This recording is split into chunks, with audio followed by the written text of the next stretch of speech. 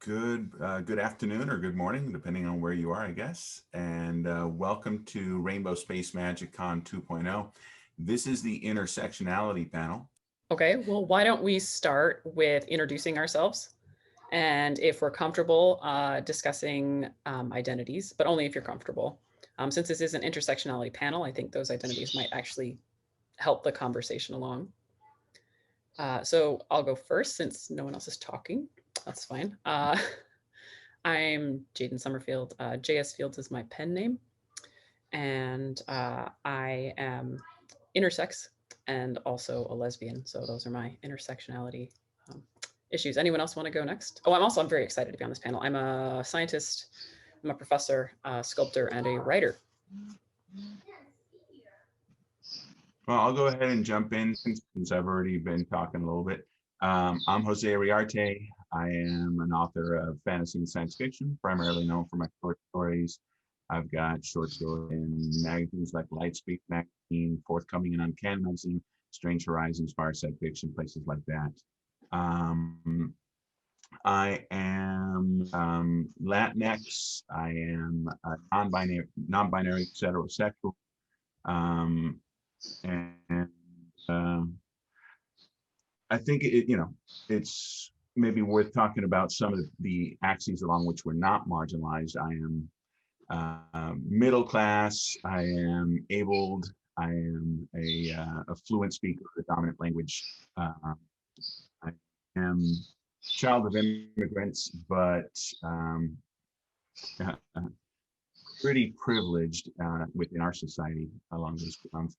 And I guess that's a little bit about me. I'll take it. Hi, I'm Ceeley Mack. I'm a middle grade fantasy writer. I'm trans, I'm autistic, I'm a veteran. I went into the military because we live below the poverty line, but now I'm comfortably middle class, which is nice.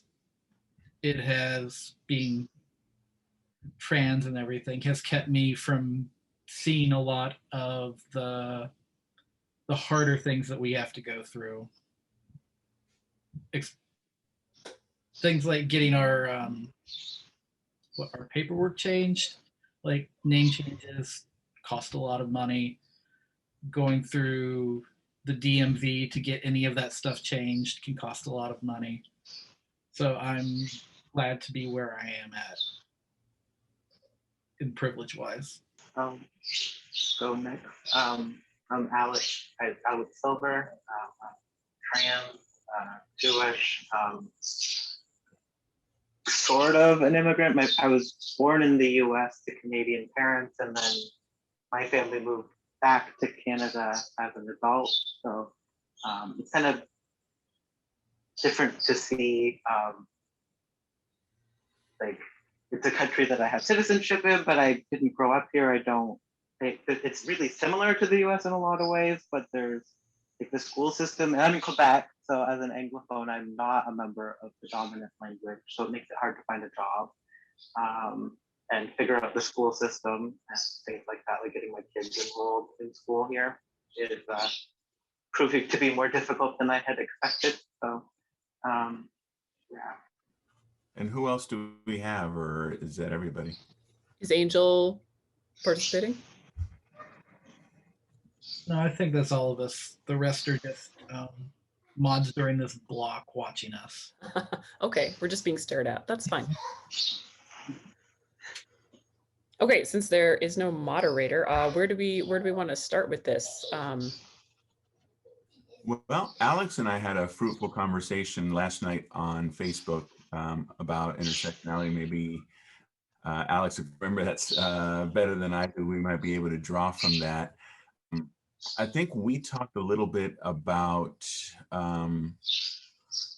drawing. Oh, thank you. Drawing from our experiences as reader. First of all, our experiences in seeing ourselves or not seeing ourselves, and seeing only fragments of our identities depicted. And then maybe at some point we could transition into our experiences as authors, representing bits of ourselves and the intersect and our thoughts of intersectionality when it comes to our characters. Oh no, he froze.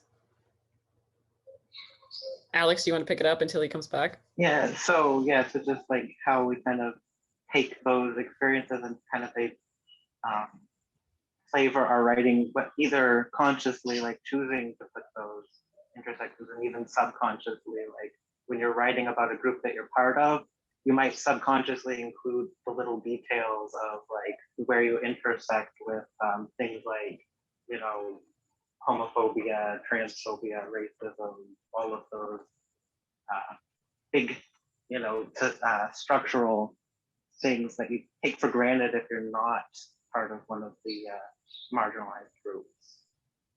I'll say that, yeah, so I write science fiction and fantasy books. And it's very interesting, I feel like, when, especially trying to write own voices type work, where you really have to decide what piece of your identities is going in that, knowing that having more than one often is going to mean your book doesn't sell very well, and having to go, all right, so how much can a general readership handle, and how much, you know, because I can make this section resonate, but I can't necessarily make two sections resonate. And how do I walk that line? And that can be really hard to do. Like, how do I fragment myself to be consumable? That's a really interesting way of of framing it. I like that.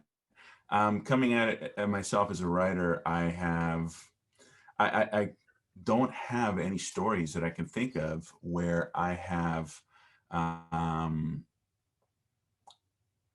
had a character who really matches all of my identities. I've had my Latinx characters, I've had my non-binary characters, but not really, you know, I have kind of like picked and chosen to kind of, and that's, maybe that's something I need to look at. The closest I can say I can come to with regard to that is I have written many cisgender female Latinx protagonists because I more readily identify with a cisgender female than I do with a cisgender male. But that's not a non-binary protagonist. Yeah, I definitely started out writing like, you know, cis male gay characters because that was easier than writing a trans male gay character because it's more palatable for the general audience. I mean, I've since started writing more trans characters, and I don't necessarily, it's not necessarily marketable, but I found that it's really rewarding to me, and it's really rewarding when other trans readers pick it up and see, oh, I felt represented by this, and I haven't seen a character, you know, like there aren't a lot of non-binary people or, you know, trans people who choose to have children in fiction. And I always kind of felt like really alienated because I did choose to have kids. And so I wrote a book about a non-binary character who chose to carry their child. And like, I don't know, it was really validating for me to be able to put that out there. And I feel like it was validating to my readers who had similar experiences that didn't feel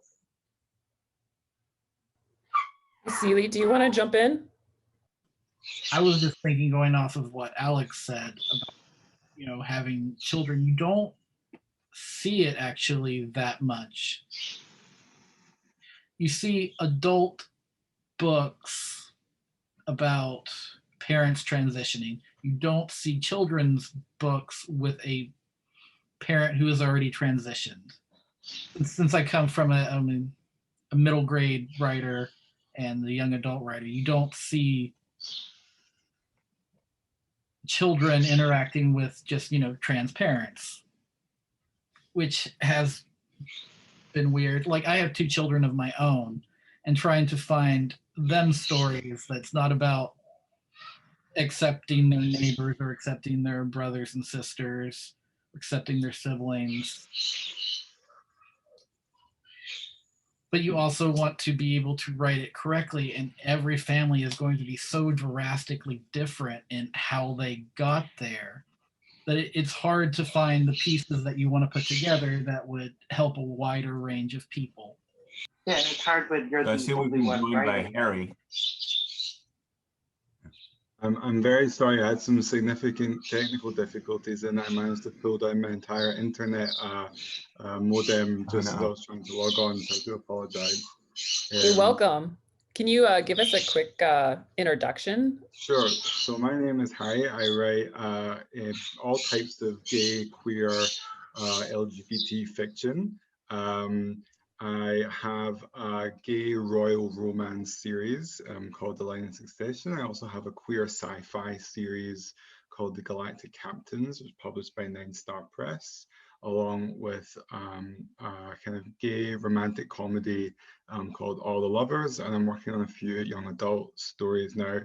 And the reason I really wanted, I was really interested in this panel, but along with what I've heard already, which I think is a really valid points, is the way I come to intersectionality as being, you know, all different types of minorities, and that I'm gay and Scottish and Jewish and look a bit different than other Scottish people.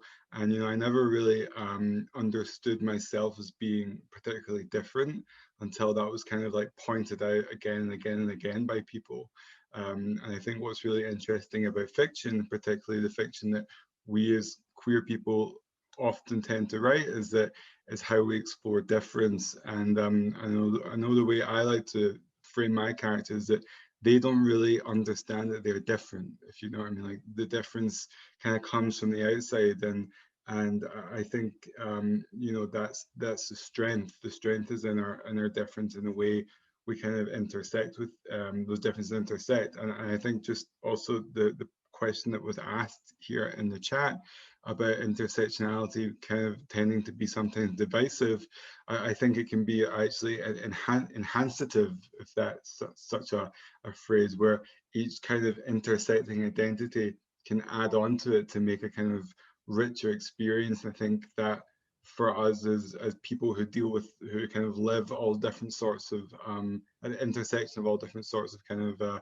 groups and experiences, it makes for the most interesting stories, at least in how I come to see it. So since you went to that question, I'm just going to read it for everyone, and maybe we can all sound off on it. So we've got 2 questions in chat, but we've already started on the one. So it is, in my experience, intersectionality tends to be divisive.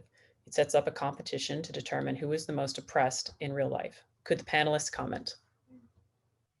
I haven't experienced that. You know, and so I wonder if we're just involved in different conversations. My take on intersectionality is just kind of an awareness that we're not one-dimensional, and that that it's uncommon to be exclusively marginalized or exclusively privileged. And so when we think about privilege and marginalization, we should think about kind of the interactions of these things.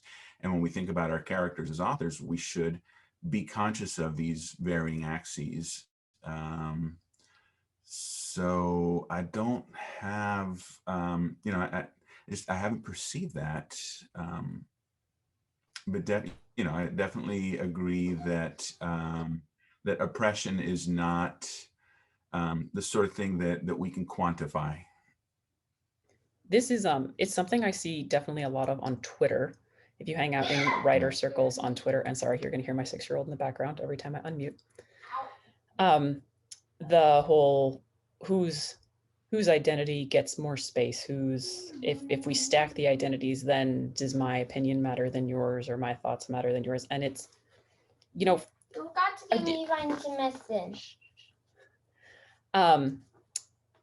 don't know if it's necessarily divisive, but I think it can be weaponized in a way that silences other marginalizations. And I think it's just really important to be cognizant of the fact that your experience is unique, but that doesn't necessarily mean that it's more important than anyone else's. And so I think that's really a line that people have to figure out how to walk, is that there are a lot of marginalizations and everyone's experience is different. but let's not use them to drive wedges into the marginalized community.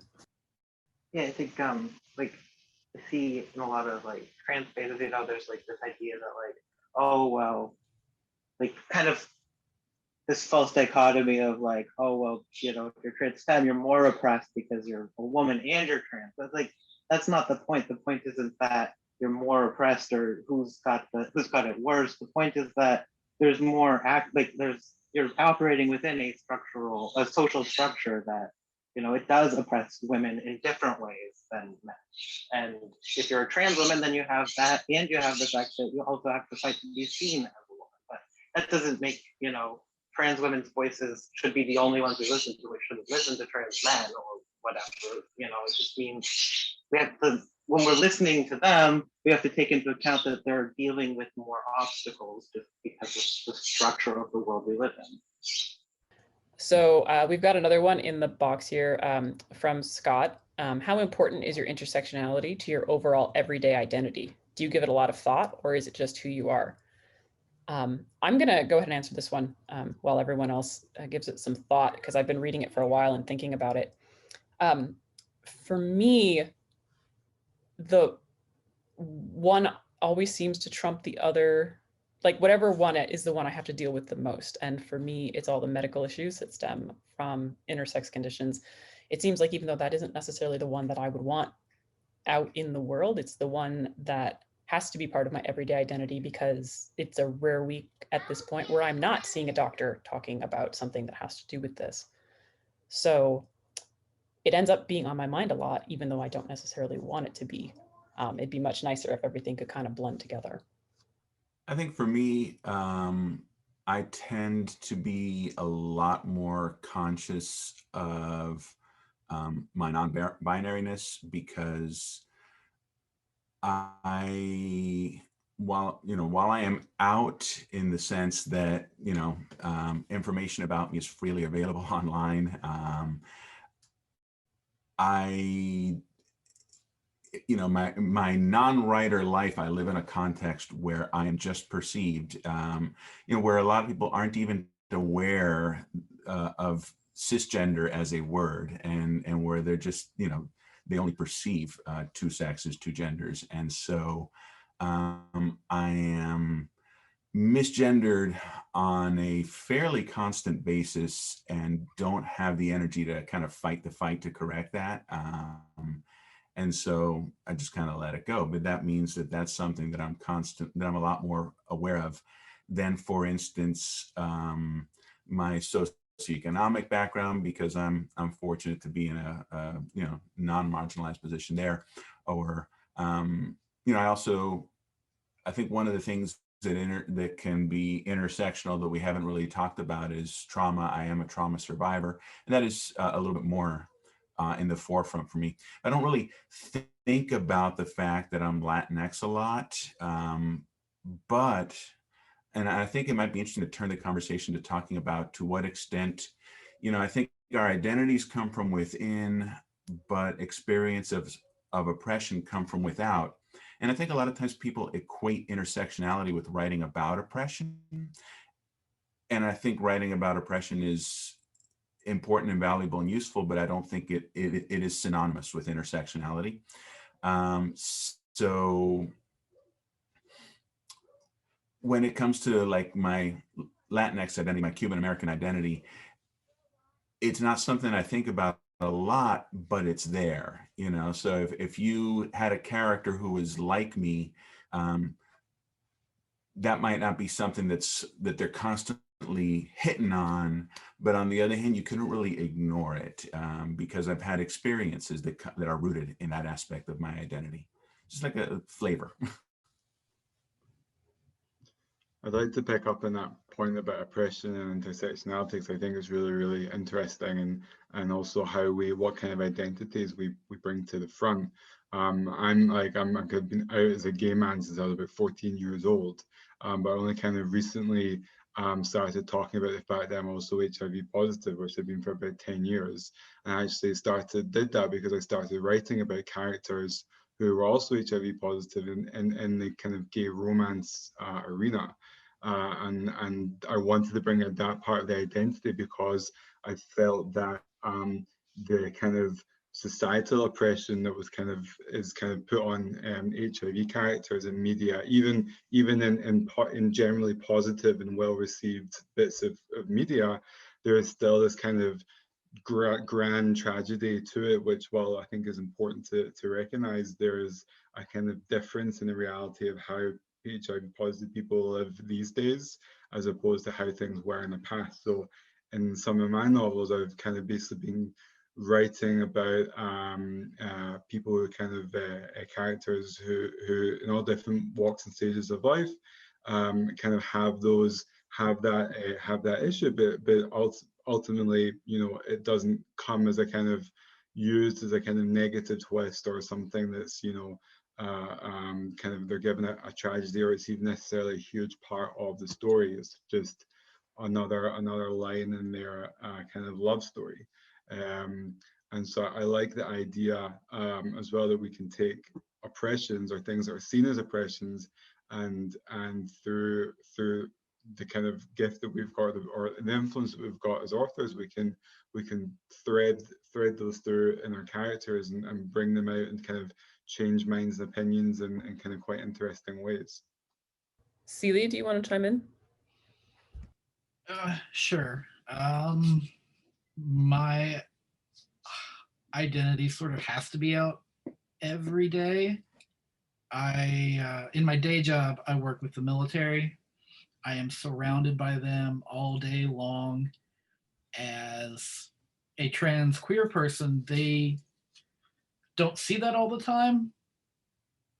They see it more often now because, like, Don't Ask, Don't Tell is gone, and it's been several years since then. And then there was problems with the trans military ban and the repeal of that, which has been awesome and recent. So I usually set myself up to be out there as someone that people can come to ask these questions. I wear my, you know, rainbow lanyard or my trans flag lanyard all the time because I'm not always visibly trans, but I have to put that out there, and I have to be aware of how I interact at all times because it can get problematic, especially with these older people who have been in government for a long, long time.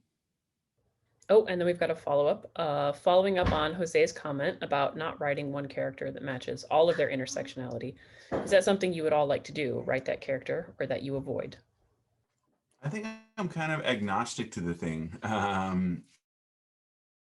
To that, I definitely put thought into wanting to see at least some intersection with my identity. It says my internet connection is unstable, so I hope it doesn't blink out again. I want to see at least some connection with my identity with every character I write. I don't feel the need to ever write a cisgender programmed in my youth to think that these were the things that a protagonist had to be. So I wrote those characters early on, and one day looked and said, why am I writing these people? And so now it's important to me to always have a character share something with me, but I am wary, I guess, of finding myself in a position where the only characters I can write are characters who are a perfect match for me, and the only readers I can speak to are readers who are a perfect match for me. So it's not something that I'm making any special effort to, but maybe I could intersect on more axes than just one at a time. I'll say that I'm wary of putting too many in, and that's mostly because I'm agented, and so my stuff gets sent out to Big Five. And when I've done books that deal more deeply with intersectional identities, the feedback that I get from editors and stuff is not always stuff that I, really want to deal with.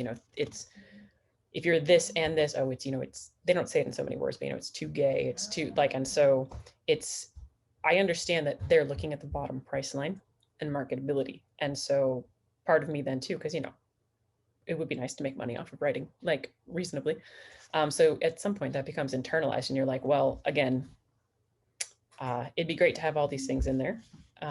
See someone who looks like me, but on the other hand, am I going to sell more than 20 books if I do it? I don't want to write all my intersecting issues because I'd feel like I was doing a self-insert sort of thing, and it would, getting critique on that would hurt more than just creating a character that only has some of these attributes of myself and other people I know. And it's more of a character and less personal. I think also the story kind of has to come. I feel like the story has to kind of come first, and you know, hopefully the identities that the characters have contribute to the story. But you know, I try and kind of be quite like conservative in the plotting, so that we're not having too many like twists and turns, and to make sure that like the kind of bits of the character that are being revealed are kind of relevant to the kind of overall story. And we're not, I do try not to have too much kind of, you know, they're this, that, and the next thing for the sake of them being it. I like to try and keep the kind of descriptions of characters very light, almost like I use, for instance, my kind of one of the things that I tend to do most in my books is I never give a character a last name. I kind of have a first name, and that's kind of like how they're referred to. Maybe if it's very, very necessary, there'll be a reference to their second name somewhere buried in. But I also don't tend to do much character description unless it's absolutely necessary, because I like people to kind of be able to read in whatever they want into the book. I know that's how I used to read into characters. When the lighter the description, I think felt like the easier was to kind of like connect with them, and you could kind of read yourself into lots of different characters. And I like that people maybe have the ability to do that, and kind of a lot of it is left up to the imagination. Hey, Alex, we haven't heard from you in a while. You have some thoughts? Yeah, no, I wouldn't necessarily try to jam every single, you know, thing that makes me unique into one character, because like Ceeley said, he's basically just writing a self-insert. But I do like to try to include at least a couple in at least one of the characters in my books. And the series I've been working on now, I've just kind of been really cathartic to write out like all these characters that each of them kind of contain pieces of my identity, and it's just been really cool to be able to explore all of those different pieces through all of these different characters and put that there. But I can do that because I'm not traditionally published, so you know it might not sell 1 million copies, but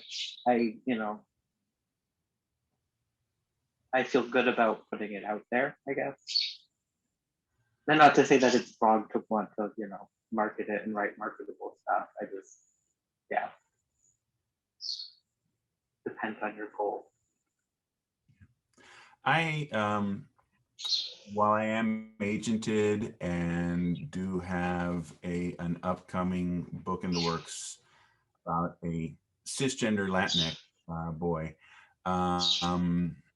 yeah, I've had the same experience, Jaden, that you mentioned with sending out books. But that's one of the nice. So I guess where I get that that outlet is in short fiction, where I'm traditionally published in short fiction also. But I find that the speculative fiction, short fiction environment is much more and much more. Well, first of all, there's so many markets, and I think there's less of an eye towards the bottom line once you get past viability as a market. And that, you know, viability certainly is a big issue, but nobody's making a lot of money in short fiction, and so it's not running in quite as corporate a way.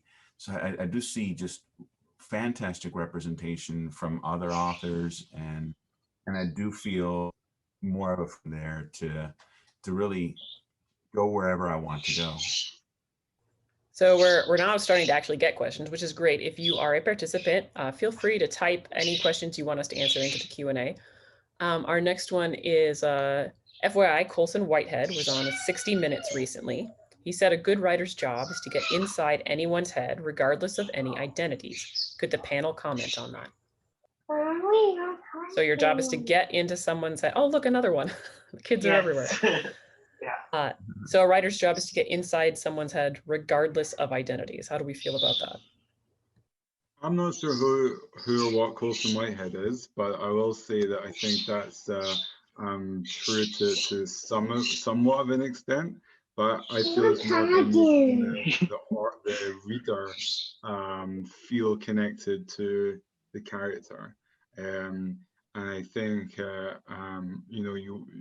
if you feel like you're able to kind of properly represent the character and be able to represent the identity, make the reader feel something, and it's not going to kind of go down that American dirt road where it's exploitative, then I think it's only positive to have more representations. But I think I know for me personally, I probably would never be able to accurately and properly write a female character, just because it's kind of so beyond my experience. I wouldn't want to kind of be a man writing a woman, do one of those kind of men writing women things where you're kind of just you see so much of it that the kind of men can often write women very badly, and also as a gay man, I think I don't have experience as a transgender person or a non-binary person. I think there's while I do include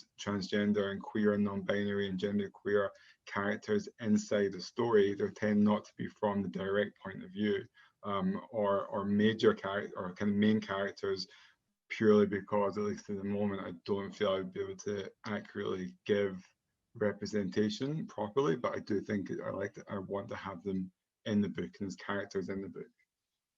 Harry, I think you raised a good point there about point of view characters versus non-point of view characters, because I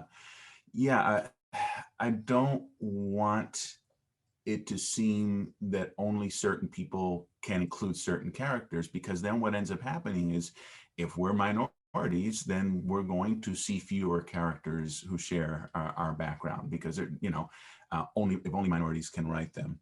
So that, I think that may be something that I said last year. But so that's where writing somebody, the thought, the quoted statement seems to have a lot of validity to me, but that's where you can, think about, give thought to whose head are you getting into, and yeah, I guess if you're going to get into somebody's head, you really need to be able to see from their eyes, kind of like method acting, but for writing.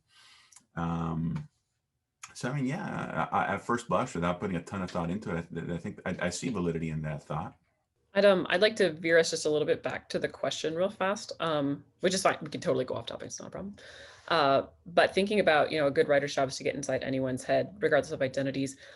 This is, I think, something that new writers in particular really struggle with, especially when they're coming at writing their identities.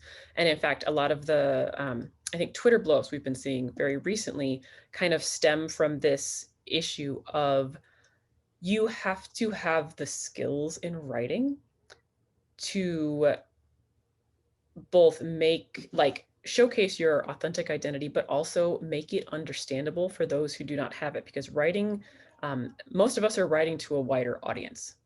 And so, Colson obviously is a great writer and is hitting it right on the head. You have to be able to understand your identities enough to not necessarily explain them, but to get people to become a part of them within a book's structure. And that takes a writing skill that a lot of the times when people come into writing, they don't necessarily have. And so bringing those identities into your writing, I think sometimes just you need to develop your skills as a writer first before you can really drag people and get them into your head. I think there's a very valid point there about learning to write your own identity. I mean, I honestly thought I was addressing the original quote there. But so I didn't realize that he said that a good writer could get inside of anyone's head. I think the problem is I've seen too many cases of people who thought that everybody else's identity that was not their own was merely a thought experiment. And so while, I think Harry's point to which, yes, you need to be able to get inside a character's head to voice them well, but I wouldn't necessarily assume that I could, to the point that Scott quoted in the chat, that I could speak to an insider experience that was not my own. I think that's shaky territory. Oh, 10-minute warning. So yeah, I think there's validity to the thought that you should be able to get into the heads of the people that you are going to voice. But I don't think that it's safe to just say, well, I'm a writer, so I can do this. For anyone not paying attention to the chat, Scott put in there, at one of the panels I attended last year, someone said, if you're not part of that identity, by all means include it, but A, be respectful, and B, don't make the story about the character's identity, which I think seems to be where a lot of writers have sort of come to a consensus. Just that kind of like getting into their head. I think it's important if you're doing that to make sure that you're like getting into their head and not getting into the stereotype that society feeds you of what their head looks like. Like, that's how we end up with all these busted, boobily women going around, right? Like, that's how society says women should be, so that's how you write it, and then you have to admit though head, that's super fun to like read. Like, it's just ridiculous. Oh yeah. How many of us have enjoyed that on Twitter? Oh, it's so good. Yeah, on Twitter I love it, but when it's like they actually think that they're writing these strong women and they're just like not at all, it's really frustrating, especially if you're looking to see as like I'm not a woman, but like as a kid growing up and being told I have to be this, like seeing that you have to be, this is what a strong woman looks like as she busted boobily, and it's like there's no role model, you only see role models for the default setting. But I'm gonna have that image in my head all day now. Sorry. Circling back to the comment that you had made about learning to write your own identity, and also to Scott in the chat about readers, it took me a while before I could successfully write my own. It was never difficult for me to write Cuban American characters, but I think because I felt more marginalized as a person who was not cisgender, it took me a lot longer to be able to figure out where, as Alex was saying, where I had absorbed problematic elements from the larger society around me. So I have actually used sensitivity readers in occasions when I was writing my own identity. I still reached out to other people and said, hey, could you point out to me places where I don't see some landmines that I might be stepping on? It's not just your point of view characters. It's going to be your whole cast.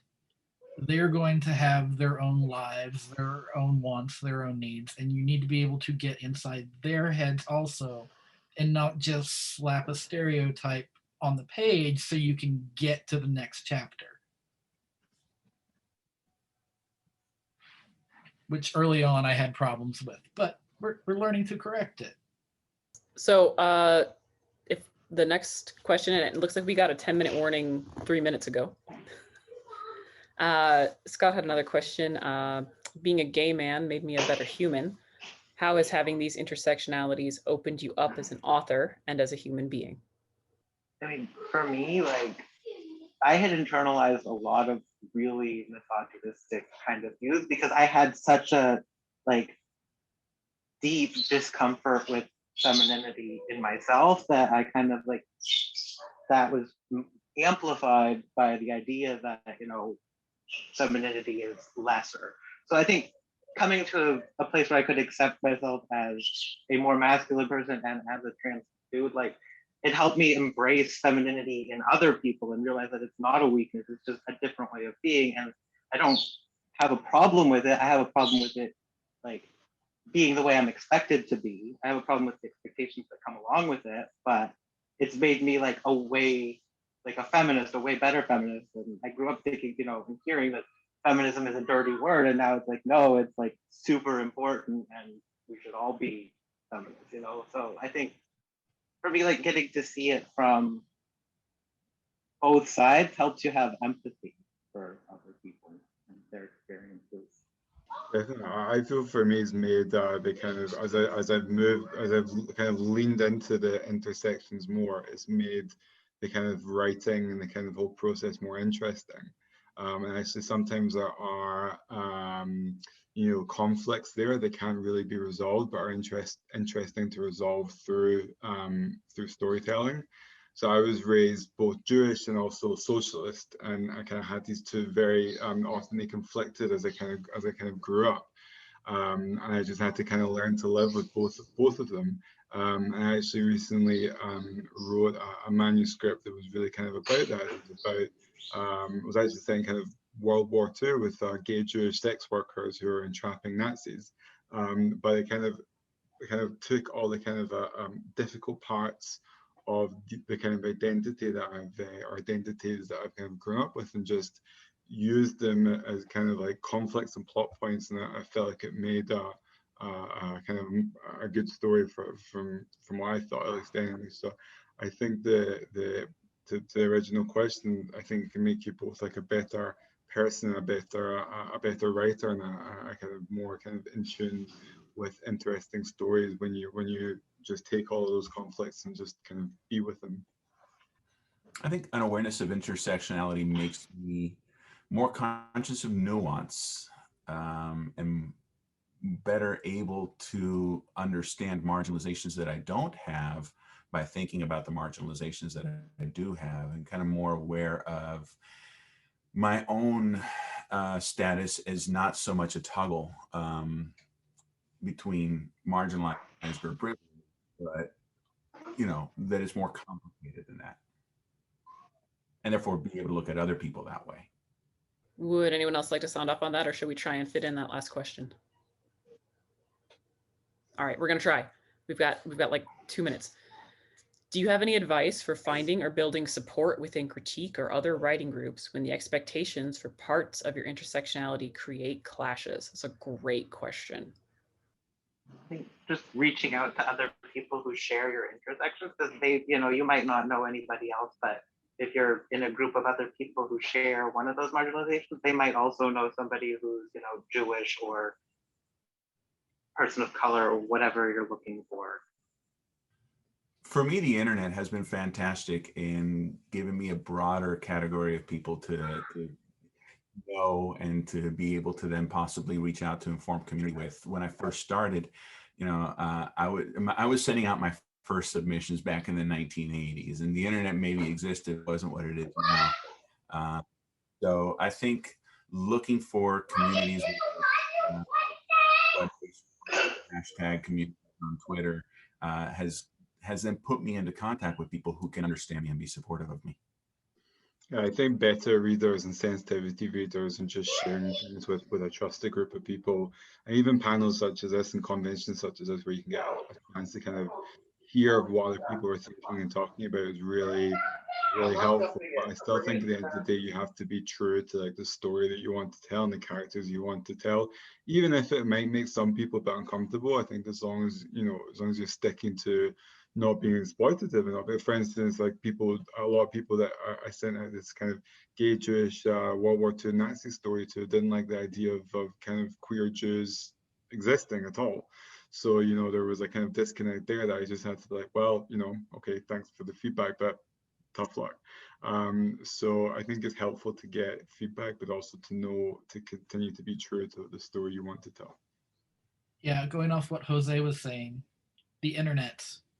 Meetup.com has all sorts of stuff online right now, and that's where I've found most of my meetups and critique groups for queer people.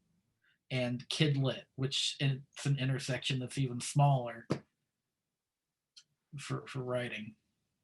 Oh, Scott wants us to talk about where we get our books real fast as we end here.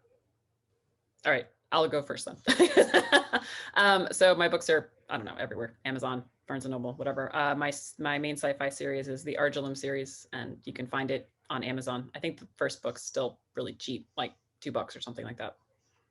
The easiest place to find my work is to go to my website, labyrinthrat.com. You can also go to joseiriarte.com and look for the bibliography page, and there's links.